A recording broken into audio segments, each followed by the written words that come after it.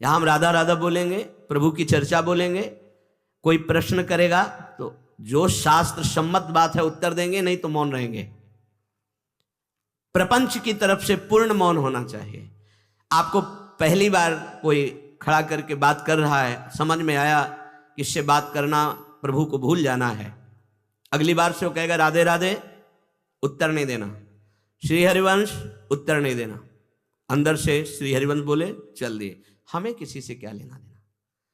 हम किसी का अहित नहीं करेंगे, अमंगल नहीं करेंगे, हम किसी पर दोष दर्शन नहीं करेंगे, पर हम अपनी वृत्ति को भगवदाकार करने आए हैं। ये नहीं कि कोई हमसे बोले तो हम बोलना जरूरी है, नहीं। कोई प्रश्न करे तो बोलना जरूरी नहीं। उपासक हो, आप कृपा करें तो बात कर ले, ना चाहे तो बिल्कुल आपके ऊपर कोई शासन नहीं कि आपको बात करना ही पड़ेगा, ऐसा सिद्धांत नहीं है। योगस्य प्रथमम द्वारम वांग निरोधो। सबसे पहली साधना है वाणी को रोक ले। बोलने से बहुत शक्ति नष्ट हो जाती है। जैसे हम भगवत चर्चा करें तो इससे शक्ति बढ़ती है, लेकिन प्रपंच की वार्ता करने से वाणी की शक्ति नष्ट हो जाती है। जब आपकी जबान अपवित्र हो गई तो नाम कैसे चलेगा? जब वाणी अपवित्र है तो आपके अंदर शास्त्री कैसे शब्दों का भाव आ पाएगा? नहीं आ पाएगा। महावाक्यार्थस्य विचार्यताम, आप नहीं विचार करने की क्षमता वाले रहेंगे। यदि आपने व्यर्थ की बातें शुरू कर दी, अश्लील भाषण बोलते, गंदी भाषा बोलते हैं, तो आप में कभी विचार शक्ति ही नहीं रह जाएगी कि आप शास्त्रों के, संतों के वाक्यों का मनन करने की सामर्थ्य रखें। खो देंगे सामर्थ्य। बहुत अमृतमय वचन निकलते हैं मौन वाणी को पावन रखने वालों के, एकदम शहद में डूबे हुए वचन। इसलिए वाणी पर अंकुश कीजिए। जरूरत हो तो बोलिए, नहीं तो मौन। श्री जी का जस गाइए, नाम कीर्तन कीजिए, इसके अलावा मौन रहिए। इन नियम ले लीजिए। जब आए हो भगवत प्राप्ति के लिए तो काहे को बक्सो। इन इंद्रियों को सीधे अनुशासन में लीजिए ना। आपका स्वरूप इंद्रियां थोड़ी है, आप इनके संचालक हैं। आपकी सामर्थ्य से सामर्थ्यवान होकर आपको बांधे हुए हैं, आप इनको बांधिए। बहुत हो गई स्वतंत्रता इन दुष्टों की। माता देहूती जी भगवान कपिल जी से कहती, मैं ऊब गई इन दुष्ट इंद्रियों से भोग भोगते हुए, नाथ अब वो उपाय बताइए जिनसे इन दुष्ट इंद्रियों के कब्जे से मैं बाहर निकलूं। माता देहूती जी, ये बहुत दुष्ट है। ये कुछ मिनट तो लगेगा, बहुत शांत है और भगवत स्वरूप में लगने वाली हैं, और एक क्षण में गिरा के ऐसे नरक में खड़ा कर देंगी जहां पश्चाताप ही होता है, हाथ कुछ नहीं लगता। योगस्य प्रथमम द्वारम वांग निरोधो, फिर अपरिग्रह। पहला द्वार है वाणी पर शासन कीजिए। हम वाणी गायन करेंगे, श्री जी के लीला चरित्र, नाम कीर्तन, इसके अलावा मौन।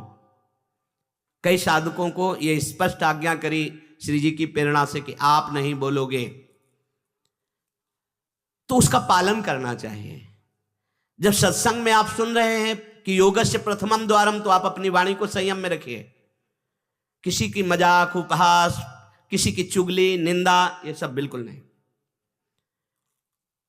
अगर आप ये सब करते रहेंगे तो निरंतर नाम नहीं चलेगा। आप सत्संग का मनन नहीं कर पाएंगे। मनन करके आप अपने आराध्य देव में स्थित नहीं हो पाएंगे। जरूरी है मौन, जरूरी है, पर विचार मौन।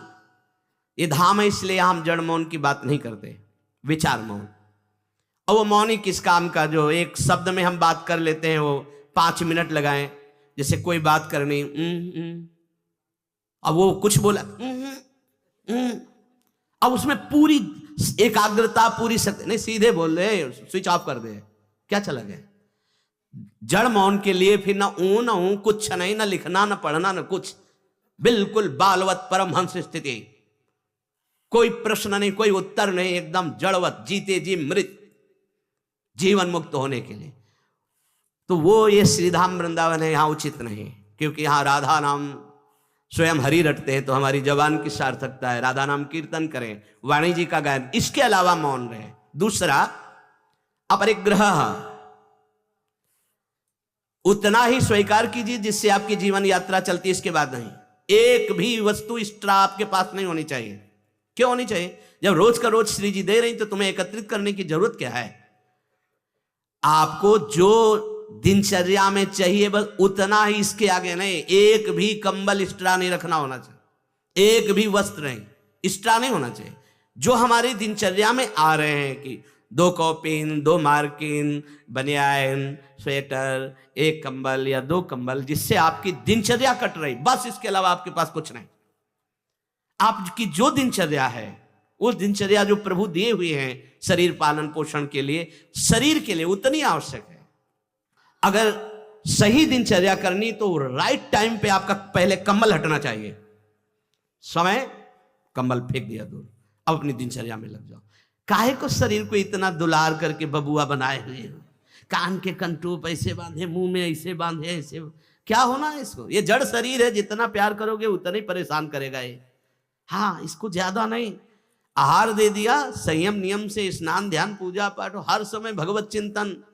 ये जड़ है, अभ्यास है। यहां कौन बांधता है कुछ? 12 महीना झेलता है नहीं मस्तक का, ये सब कौन बांधता है? ऐसे अभ्यास।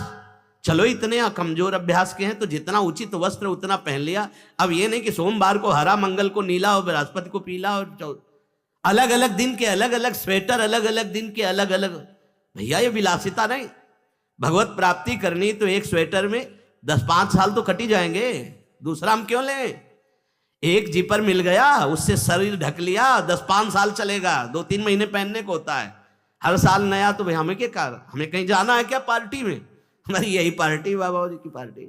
भगवत मार्ग के पथिक है, उचित उचित बिल्कुल नहीं से। बहुत वो इसको दुलार करने का मतलब है अपना पतन करना। सच्ची मान लीजिए, इसका पतन करना। वयोवृद्ध है, रोगी शरीर, वो अलग बात है। थोड़ा तो आनंद लीजिए प्रकृति का वार सहने का। अगर शरीर रुग्ण नहीं है, जवान शरीर हो, ब्रह्मचारी हो, आग है अंदर, सहो हर प्रकृति के वार को, गर्मी सर्दी बरसात भूख प्यास, सच्चिदानंद में स्थित हो जाओ, तुम्हारा बाल बांका भी कोई नहीं कर सकता। अब मार दिन में 50 बार शीशा देखना, अब वो फंसाएगा कि नहीं फंसाएगा? चेहरा फंसाएगा ना। तिलक के सिवा दोबारा शीशा नहीं देखना चाहिए। इस देहाभिमान के राग को काटना कि पुष्ट करना है। जय बार निकले तय बार देख करके हर सेटिंग किसको दिखा रहे हो यार? क्या तुम किसी को लुभायमान करना चाहते हो क्या? हरि को? तुम्हारे इस पार्थिव शरीर पे लुभायमान होने वाले नहीं, और जो लुभायमान होगा तुमको नष्ट कर देगा। तो हमें इसको बिगाड़ के रखना है, इसको सजा के नहीं, भगवत प्रसादी आदि लगाए। हमारा देहाभिमान बार बार हमको गिराने की कोशिश करेगा। ये हम जो हंसी मजाक में भी कह रहे हैं, इसको अच्छे से समझना। ये जो 2 प्रकार की पद्धति रखी गई है कि आप मुंडन करवा के रखिए क्योंकि आपके बालों से शोभा बढ़ेगी, और आप बाल रखा के रखिए क्योंकि आपकी शोभा बिगड़नी चाहिए। रज लगा के रखिए कि आपको ही आपके शरीर में राग ना रह जाए। बात यहाँ ये, यहाँ किसी के दिखाने के लिए नहीं है, आपके शरीर में आपको राग ना रह जाए। आप बार बार साबुन लगाएंगे, तेल लगाएंगे, बार बार शीशा कंघा और अपने चेहरे को सजाएंगे तो देहाभिमान पुष्ट होगा, ये नष्ट करेगा। कुछ नहीं है, बड़ी दुर्गति है, मान लीजिए। इसका अंतिम परिणाम आग में जलना। चाहे जितने चिकने कर लो गाल, चाहे जितने लाल कर लो, मरना है, पक्की बात समझो। तो जीते जी अमरत्व क्यों नहीं प्राप्त करते? अरे ऐसा रूप प्राप्त करो जिसमें गाल लाल ही रहते हैं, लालिमा लगानी नहीं पड़ती। श्री जी की दासी लक्ष्मी कोटि विलक्षण लक्षण लसल लीला किशोरी सतई, करोड़ों लक्ष्मी आश्चर्यचकित हो जाए, ऐसा रूप श्री राधा दासियों का है। गीध देह तज धरि हरि रूपा, गीध ने शरीर त्यागा, हरि रूप होकर धाम जा रहा है। बाहरी लाली लगाने से थोड़ी हरि मिल जाएंगे, बाहरी श्रृंगार से थोड़ी हरि मिल जाएंगे। प्रार्थना मान लीजिए कुछ दिन का है, धोखे में मत फंसिए। ये धोखा है।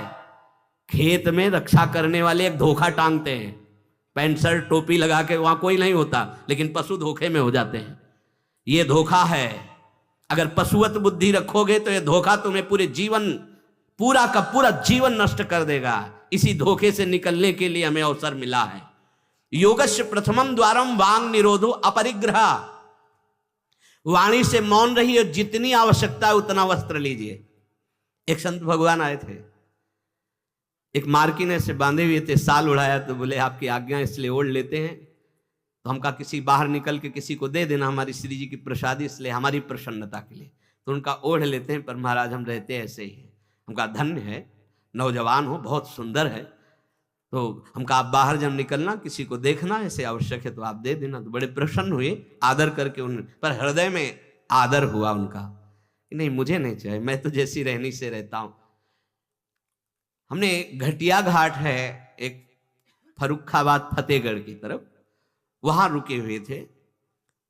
एक महात्मा को देखा, वयोवृद्ध थे, एक पतली मार्किन, माघ महीना, ये कौन सा माघ चल रहा है, यही तो चल रहा है, मकर संक्रांति का अवसर, तो वहां रामनगरिया लगती है एक महीने के लिए। जैसे प्रयाग में कुंभी और कुंभ में लगता है, तो गंगा किनारे हर साल मकर संक्रांति में हजारों लोग एक महीना वास करते हैं, रोज गंगा स्नान त्रिकाल करते हैं।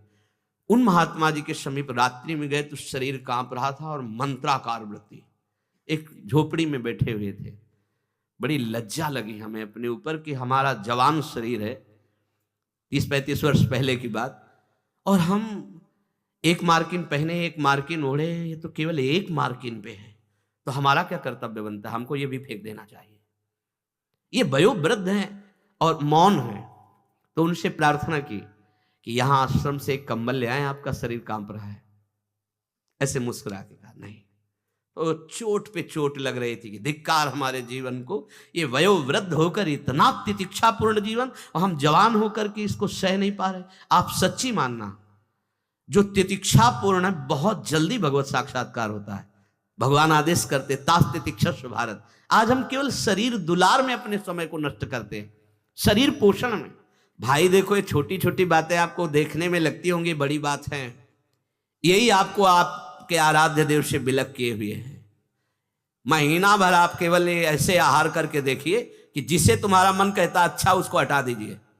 आज थोड़ा त्याग मत वर्णन कीजिए, आज थोड़ा हमारे उदर में परेशानी है तो हमें केवल आप रोटी और सब्जी दीजिए। महीना भर केवल रोटी सब्जी उचित। आप देखो, अगर आपके अंदर का रजोगुण तमोगुण नष्ट ना हो जाए तो कहना आपके अंदर सात्विक भाव आ जाएगा, मंत्र में स्थिति होने लगेगी। अब आप, हमने देखा है जैसे गुलाब जामुन, कचौड़ी, पकौड़ी, ये सब कहीं जैसे भिक्षान्न में मिली भी और भर पेट पा लिया, तो वो रस नहीं आया भजन में, जो एक सूखी रोटी ऐसे चबा के गंगा जल पी करके जो रस आता है ना, वो नहीं आता है। सच्ची मानिए, पहले के बड़े बड़े भजनानंदी महापुरुष अपने जीवन को ऐसे ही। तो अपरिग्रह ये बहुत बड़ी बात है, साधक यहां चूक करता है। देखो, आप लोग तो इतने बढ़िया अवसर पे हैं कि आपको ना किसी से मांगना है, ना आपको अपनी कोई परवाह होनी चाहिए, क्योंकि श्री जी व्यवस्था कर रही है। आपको जो वस्त्र उचित है वो ले लीजिए, जो भोजन उचित है, और अपनी सेवा और मंत्राकार वृत्ति, आपको किसी से कोई मतलब ही नहीं। आपको तो भिक्षान्न के लिए भी नहीं जाना है, अपने आप आकाश वृत्ति से प्रभु देते हैं। तो आपका रूम आपकी कुटिया है, आपकी दिनचर्या एक स्वयं की दिनचर्या है। आपके रूम में अपरिग्रह दिखाई देना चाहिए। बिछाने का, एक ओढ़ने का, जो आप जितना सहन कर सकते हैं उतना। अगर आप एक कंबल से रात काट सकते हैं तो दूसरी मत डालिए, चाहे 10,000 रखे हो, आपको क्या मतलब है? पूरी सृष्टि में सब भोग सामग्री आपके लिए है क्या? अपरिग्रह, हम जहां चूक करते हैं उसको पक्के से बांध लीजिए, अभी आनंद की धारा में आ जाओगे। वाणी को कंट्रोल, शासन, आवश्यक है तो बोलेंगे, नहीं तो मौन। दूसरा, उतना ही स्वीकार करेंगे जितने की आवश्यकता है। भगवदानुभूति के लिए एक बार तो आग लगनी चाहिए जीवन में, कि जीवन मृत तुल्य होना चाहिए। यहां जरा सा साधन बना कि पोस्टर बैनर में आ गए, प्रशंसा में आ गए, कैसे भगवत प्राप्ति होगी? अपरिग्रह। और आगे, निराशा च निरीहा च नित्यमेकांत शीतला। आशा ही परमं दुखम, नैराश्यम परमं सुखम। उपासक को किसी व्यक्ति, वस्तु, स्थान से कोई भी आशा नहीं होनी चाहिए। हाथ जोड़ के तुम्हारे कमरे में पहुंचा दिया जाएगा तुम्हें जो आवश्यक है। तुमको आके रजिस्टर में लिखने की जरूरत नहीं, तुम्हें मांगने की जरूरत नहीं है। तुम निष्ठापूर्वक ध्यान दे करके देखिए, ये देखा गया जीवन में, जिस समय जो आवश्यकता होती है हाथ जोड़कर वो आता है। कौन? जिसकी शरण में हो, समझ नहीं पाते, और कहता है ये वस्तु ले लो, तो आश्चर्य होता है कि ये बात कैसे कोई जान गया कि मुझे आवश्यकता थी, मेरे शरीर को आवश्यकता थी। जितनी जो आवश्यकता उतना। इसके बाद आशा ही नहीं, निराशा हमारा परम पद में पहुंचाने वाला मार्ग है। आशा ही परमम दुखम, नैराश्यम परमम सुखम। किसी व्यक्ति से, किसी वस्तु की आशा बिल्कुल नहीं होनी चाहिए। तब लग जोगी जगत गुरु, जब लग रहा है निराश, जब आशा मन में भई जग गुरु जोगी दास। आशा नहीं होनी चाहिए, आशा एक ही बात की होनी चाहिए, कब किशोरी जो मिलेंगी। आशा से दास्यम वृषभानु जाया तीरे समध्यास, जब भानु जाया, कब मैं अपने स्वरूप में स्थित होऊंगा। इसके अलावा कोई आशा नहीं। शरीर की आवश्यकता है, मान लो यहाँ सुविधा है कि भाई आप यहाँ से ले लीजिए तो आप ले लीजिए, नहीं तो किसी से मांगने की जरूरत नहीं। कभी तो ऐसे रहना सीखो ना कि कोई आशा नहीं, कोई इच्छा नहीं, और आप हृदय की बात जानते हो। आप देखना, आपको जो शरीर की जरूरत हो आप देखते रहना, देते रहना। बिल्कुल बिल्कुल वो एक एक कदम पर देखते हैं। जो अव्यवस्थित तो हमने देखा है, एक एक कदम पर व्यवस्था। आपको अपने स्वामी पे विश्वास होना चाहिए, आशा किसी से नहीं। आशा एक राम जी से, दूजी आशा छोड़ दे, नाता एक राम जी से, दूजो नाता तोड़ दे। यह संसार आशा में ही तो दुख को प्राप्त हो रहा है। पिंगला वैश्या को भगवान दत्तात्रेय जी ने गुरु माना क्योंकि उसने आशा का त्याग कर दी। आशा नहीं। अब मैं पुरुषों से आशा करती थी, अब परम पुरुष से आशा करूंगी, अपने आत्मस्वरूप से। अब किसी की जरूरत नहीं, मैं किसी से रमण की आशा नहीं करूंगी, एकमात्र अपने आत्मस्वरूप। उसी समय उसको गुरु मान लिया। पहला वाणी का मौन, उचित बोलो। दूसरा सामान उतनी रखो जितनी आवश्यकता हो। तीसरा किसी से आशा मत रखो। चौथा निरीह, किसी भी तरह की लोक परलोक की कोई कामना नहीं। बड़ा आनंद। अभी देखो जीवन मुक्त हो जाओगे। किसी से लोक की कोई आवश्यकता नहीं, लोक वस्तु की, और निरीह कोई कामना नहीं। कितना हृदय अभी आनंदित हो जाएगा, प्रसन्न हो जाएगा। जैसे पीछे कहा कि अंतर्मुख होकर निष्काम होकर जो भजन होता है उसमें मन प्रसन्न हो जाता है। उसी अखंड प्रसन्नता में परमात्मा साक्षात्कार होता है। निरीह, कोई इच्छा नहीं। आज क्या पाएंगे, कोई इच्छा ही नहीं आनी चाहिए। कुछ स्पेशल प्रार्थना होती, कुछ स्पेशल तो राधा नाम है, राधा रूप है, वो आप दे सकते हो तो दे दीजिए, नहीं वो तो नहीं, तो फिर और स्पेशल क्या हो सकता है। ये तो सब पार है संसार के। ये साधक उपासक चाहे गृहस्थ हो चाहे विरक्त, एक निष्ठा होनी चाहिए, एक निष्ठा। एक नए साधक को हमने देखा कि कपड़ा ऊपर से पड़ा था और गमछा पेट में बंधा था। जब प्रसाद पाने के लिए बैठे, किसी जगह हम रहते थे, वो आए थे मंडली से, तो हम संतों पर बहुत सूक्ष्म दृष्टि, उनके व्यवहार उनके आचरण से, क्योंकि सब कुछ सीखने को मिलता है, तो देखा कि खींच के पेट में गमछे से गांठ बंधी थी जब वो प्रसाद को बैठे, और पहले नहीं बंधी थी। तो उनके नजदीक गए और कहा, महाराज जी इसका क्या रहस्य, आप गमछा बांधे। बोले साधन में एक उचित आहार चाहिए, तो मुझे पता चल जाता है जहां थोड़ा पाया तो इतने में एक हम इतनी गमछा वो नाप का, उसमें 3 गांठ, तो उतना नित्य। बोले कभी ज्यादा आहार नहीं, यद्यपि ये प्रथम साधना के लिए ऐसा है, नहीं तो एक सामने से आहार का निश्चय किया जाता है। इतना आहार, फिर चाहे कितना अमृत हो उसके ऊपर नहीं होना चाहिए। साधु को बार बार नहीं लेना चाहिए। ये जो नहीं पूड़ी बोले हाँ डालो, खीर हाँ 4 पूड़ी रख दो, इतने सब्जी रख दो, दोबारा आप पूछिएगा किसी से, हमारे से पूछने की जरूरत नहीं। ऐसे ही दिनचर्या नहीं, गरम भैया, गरम और नरम दोनों से मतलब नहीं। हम महापुरुषों ने देखो, एक बार उड़िया बाबा प्रसाद पवा रहे थे स्वयं खड़े होके, तो 2 प्रकार की पूड़ी बनवाई थी, एक पतली और पकी हुई, और एक मोटी लंबी कच्ची। पकी हुई नीचे रख दिया और कच्ची वाली ऊपर रख दिया, और आप खड़े हो गए। ऐसे सब नवीन साधक ऐसे पाए। उनमें से 50 नीचे वाली पूड़ी ऊपर करके शुरू किया, और कई साधक ऊपर से शुरू किए। तो जो नीचे वाले तुमसे कहा खड़े हो जाओ, वो तो महापुरुष थे, जाओ ब्याह करो जाके, गर्मा गर्म बहू के हाथ पाना, बाबा जी बनने लायक नहीं हो। ऐसे सीधे डांट लगे, कान पकड़ा, महाराज जी गलती हुई। नहीं, आपने ऊपर वाली को नीचे क्यों किया, नीचे वाली को ऊपर क्यों किया? क्योंकि वो पकी थी ना, तुम्हारी स्वाद पर दृष्टि थी ना, इसलिए स्वाद का पोषण करना है तो घर जाओ। भगवत मार्ग में चलने के लिए स्वाद मिटाना है, केवल भगवत स्वाद लेना है, भगवत आनंद का स्वाद लेना है। कितना कठिन लग रहा होगा, कुछ कठिन नहीं है। जब लक्ष्य बन जाता है भगवत प्राप्ति तो सब सहज हो जाता है। नहीं खान पान ते भावे है, नहीं कोमल वसन सुहावे है, सब विषय लगे ते खारा है, हरि आशिक का मग न्यारा है। समझो इस बात को। यहाँ इतना डबल होता जा रहा है शरीर, चर्बी बढ़ती जा रही है, पीछे भी पेट में भी, कि आसन में अगर कहा जाए पद्मासन में 20 मिनट बैठो तो बैठने की हिम्मत नहीं रह गई। तो क्या साधना करोगे? बिल्कुल ये बात होश में रखिए, शरीर को बढ़ावा देना बिल्कुल अपना नाश करना है। उचित आहार ऐसा कि पाने के बाद तुरंत आसन में 1 घंटे बैठना पड़े तो आपको कोई परेशानी न हो। मान लीजिए आप उदर नहीं हैं, आप प्राण नहीं हैं, आप रसेंद्री नहीं हैं, आप मन नहीं है, उचित आहार दीजिए, रात दिन भजन में लगी, अभी सात्विक भाव आ जाएगा। सात्विक भाव नहीं आ रहा। ईमानदारी से देखिए आप कितना समय मोबाइल में नष्ट करते हैं। जिनके पास मोबाइल है ईमानदारी से देखिए आप कहीं अंतर्मुख अध्यात्म की वृत्ति से युक्त हो पाएंगे? आप रजोगुणी भोजन करते हैं, आप टच वाला मोबाइल रखते हैं, आप अधिक समय उसमें, भले आप इधर उधर, क्या समय नष्ट कर रहे हो। एक एक सेकंड इतना है। जब कोई जरा सी व्यर्थ की बात करता है तो चिड़चिड़ाहट पैदा होती कि ये तुम अपना समय नष्ट कर रहे हो, समय नष्ट कर। अरे जितने सेकंड में हम राधा राधा बोलते उतने में तुमने व्यर्थ बात सुना दी, व्यर्थ बात। चलो गृहस्थ आश्रम में व्यापार नौकरी आदमी तो उसको बेचारे को व्यवस्था है, लेकिन आप भगवत मार्ग के पथिक गए। आपका बिल्कुल एक एक मिनट बड़ा कीमती है। एक एक मिनट जगत मंगल के लिए है। हम 1 मिनट में 10 बार 20 बार नाम लेंगे और वो नाम जगत को देंगे कि जगत का मंगल हो, तो हमारी साधुता सुरक्षित हो गई।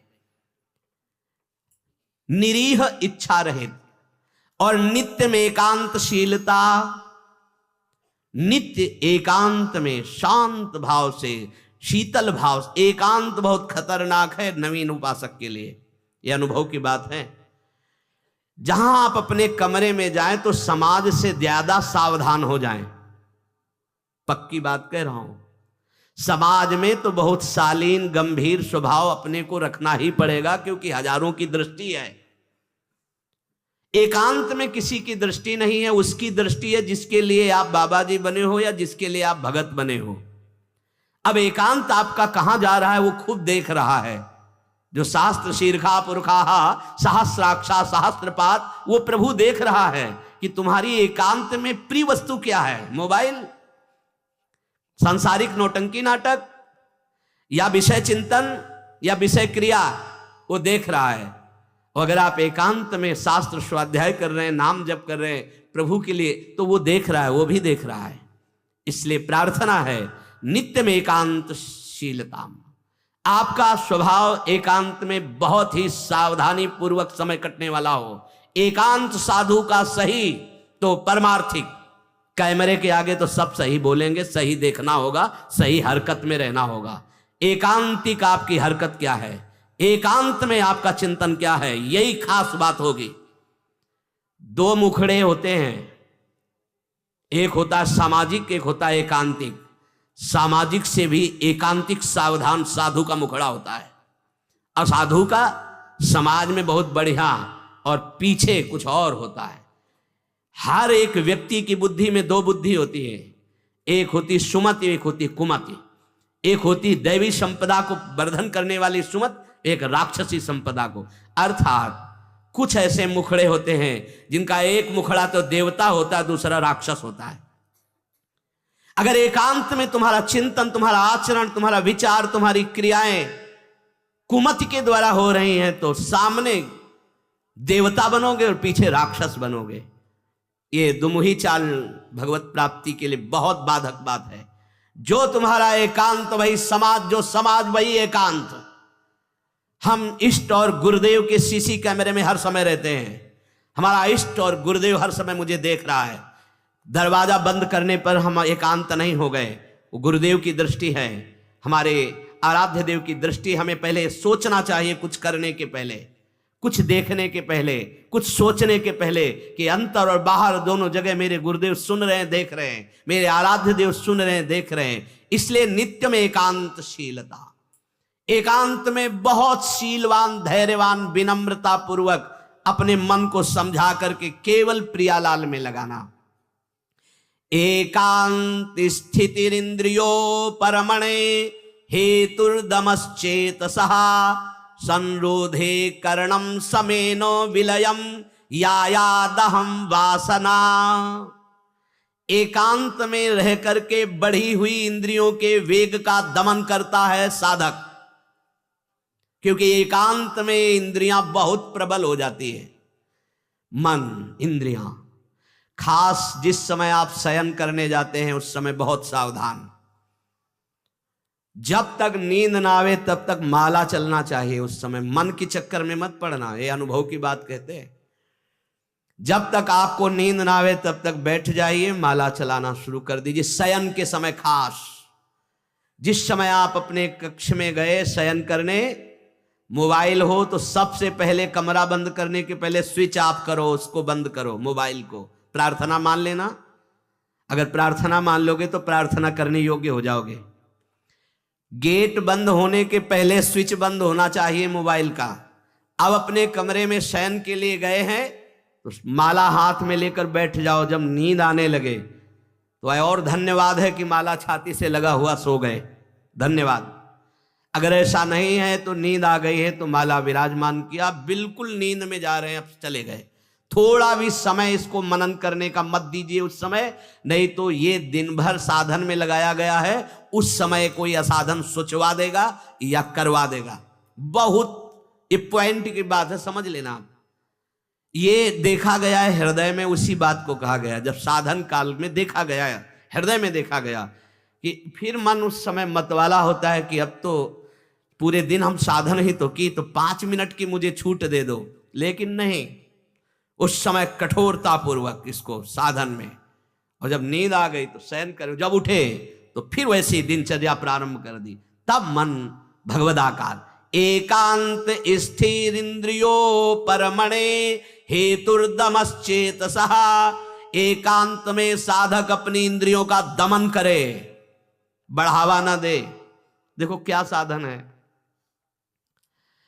पहले दर्शन होते थे, संत भगत भागवत जन, अब भी कुछ महापुरुष भी होंगे, यहाँ ठाकुर जी की छवि या गुरु जी की छवि, यहां से स्मार्ट मोबाइल लगा रहता है छाती में, स्मार्ट मोबाइल। ये भैया ठीक है, व्यवहार काल के लिए यदि तुम्हारी कोई आवश्यकता हो, तुम बहुत व्यवहार में, तो हम नहीं। अच्छा बताओ आपको क्या जरूरत है?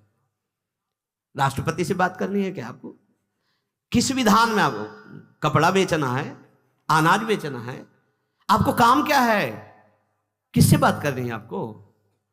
जिनकी विशेष व्यवहारिक कोई सेवा गुरुजनों से मिली, वो तो बात उतनी ही केवल जितनी मिली है। नहीं, आप बताओ, हम भगवत प्राप्ति के मार्ग के साधकों के लिए मोबाइल भगवान की क्या आवश्यकता है? कितनी आवश्यकता है? क्यों आवश्यकता है? जैसे सिलेंडर आदि लाना है या कुछ भाई और कोई सर, तो रख लो, हम कह रहे हैं वो छोटा वाला रख लो, उससे अपना काम। ये बहुत अंदर की बात कहते हैं, क्योंकि इसमें आप स्वतंत्र कुछ भी देख सकते हैं, कुछ भी आप पढ़ सकते हैं, कुछ भी। बहुत ऐसे लाइनें में होते हैं वो सब, बस उसमें क्लिक करो, क्लिक है तो कहते हैं हाँ वो वीडियो आ जाएगा, वो वीडियो आ जाएगा तो तुम्हारा अंदर का वीडियो गायब हो जाएगा, परमार्थ वाला। एकांत स्थिर इंद्रियों पर हेतुर्दमश्चेतसः। दमन कर दो इंद्रियों का। ये कहां सीखोगे, कब सीखोगे, किस देश में सीखोगे, यदि धाम में रहकर इंद्रियों का दमन करना ना आया? इंद्रियों का दमन कर दो। इंद्रिय दमन होने से चित्त का स्वयं निरोध हो जाता है, और चित्त की वासना का नाश होते ही योगी को परमानंद का अनुभव हो जाता है। यह है खेल। इंद्रियों का दमन हुआ, मन और चित्त एक ही बात है।